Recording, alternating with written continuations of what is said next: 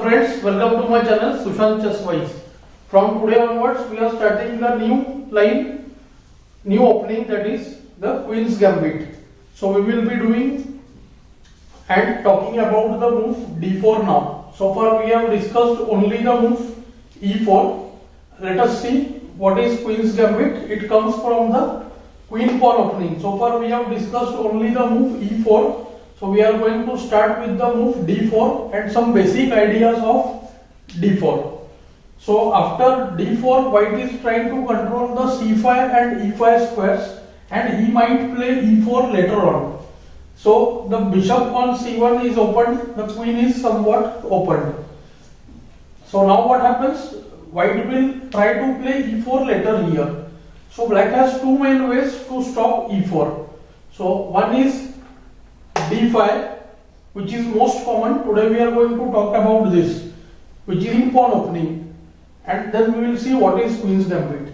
And the second way to stop e4 is by the move nf6, which happens to be the other part of queen pawn opening. So this is not queen pawn opening. With the move nf6 we begin the Indian defenses: King's Indian defense, Queen's Indian defense, Nimzo Indian defense, Bobo Indian defense.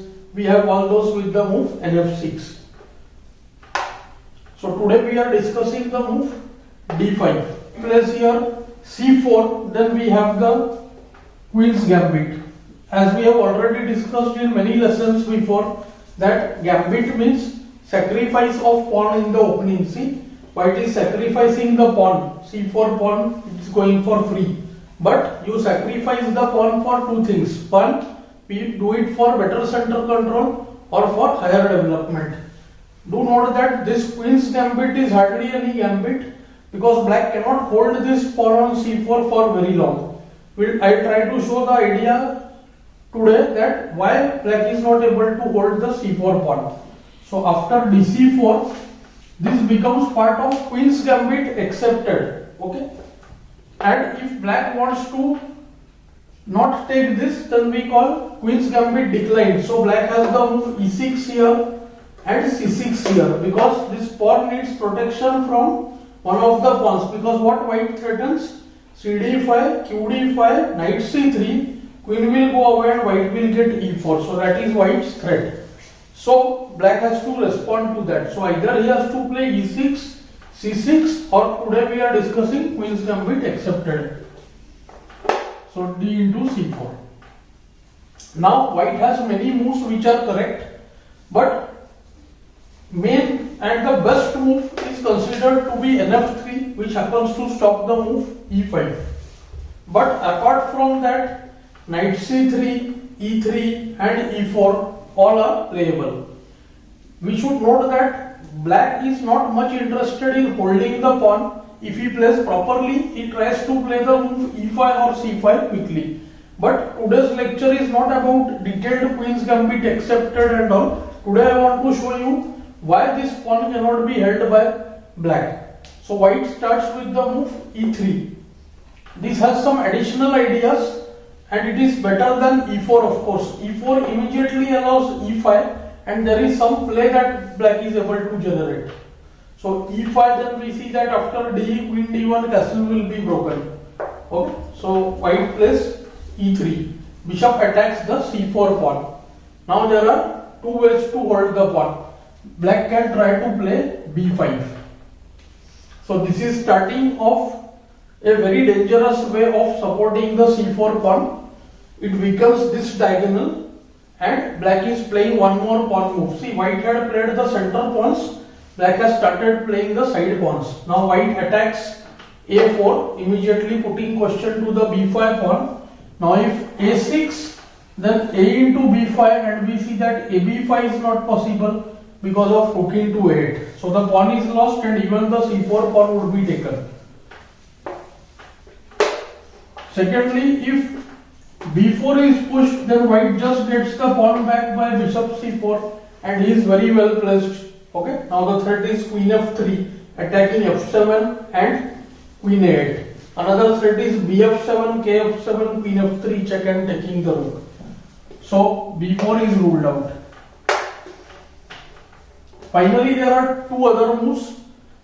by the bishop a6 and bd7, and there is one more pawn move, that is c6.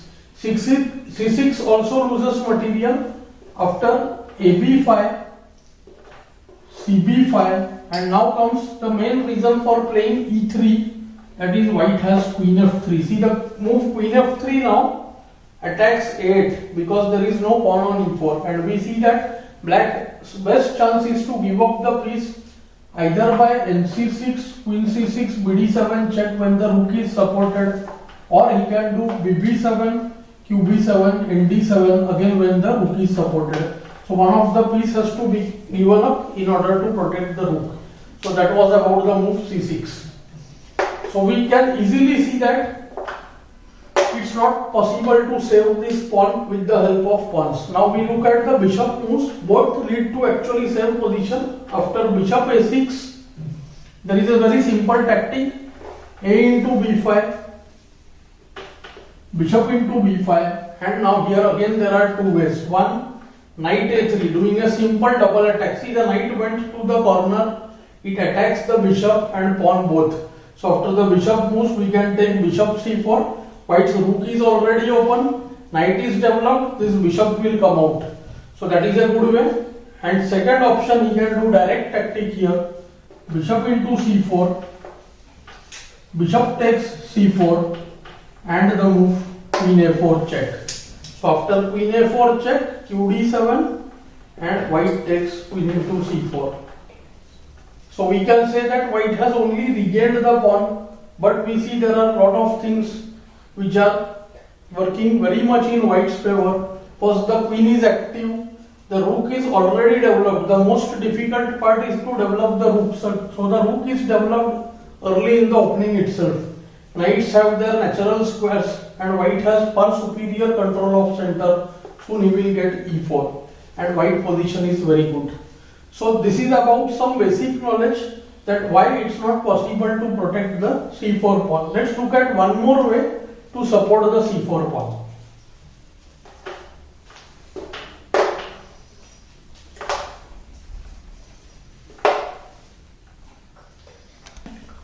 Finally, here also black can consider the move bishop e6. Bishop e6 is trying to support the pawn on c4.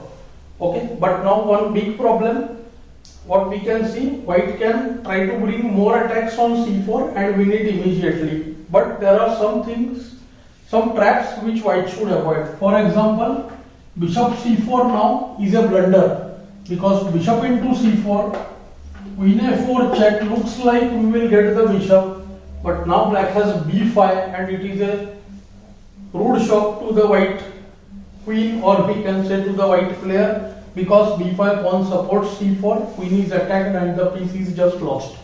So after the move bishop e6, there are many ways. Even we can say that after queen a4 check, there is qd7, so maybe that is not best, but there are simple ways. White can just play knight to a3 and take this pawn by bishop c4 next move. There is no way to defend the pawn on c4. Queen d5, then just knight c4, or first knight f3, then bishop c4. Queen d5 idea is to attack g2. So if bishop c4, then queen into g2. But after q d5, we can easily play either knight c4, which just regains the pawn, or we can do nf3 first and then do the move bishop c4, and white is in a clearly better position. Okay.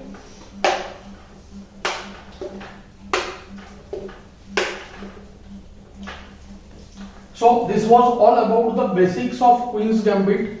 I wanted to show you why after dc4 the pawn cannot be held, and we are going to prepare a base for black openings, and we are going to learn how to play the black openings based on the Queen's Gambit declined ideas. So this introduction was necessary to prepare ourselves with the black pieces.